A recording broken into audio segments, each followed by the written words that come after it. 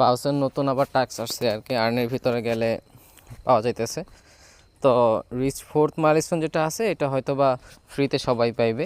1 number আমি 3বার claim করছি আর কি, 1000, 2000, 5000 3বার ক্লাইম করছি। তো আমার মনে হইতেছে এক্সপ্লোরের ভিতরে, মানে এই যে নতুন একটা অপশন আসছে এটার ভিতরে যারা ট্রানজ্যাকশন করবে, করার পরে এই যে এটা ফুল হয়ে গেলে, ফুল যখন হয়ে যাবে তখন যায় মানুষ এই টাকা, আমরা হয়তো বা আবার এতে 10,000 যেটা আছে এটা হয়তো বা ক্লাইম করতে পারবো। কিন্তু এই জায়গায় যেটা আছে এক্সপ্লোর টন, তারপর লাকি ব্লক, মিস্ট্রি কোয়েস্ট, এই 3টা যে অপশন আছে, এক্সপ্লোর টনের জন্য ফার্স্ট টাইমে এই জায়গায় আসে অ্যাড পাউসে আসে এই জায়গা থেকে একটা টন 0.1 টন ট্রানজ্যাকশন করতে হবে, করলে এই জায়গা থেকে মনে করেন যে আপনার এই যে এক্সপ্লোর টনটা কমপ্লিট হয়ে যাবে।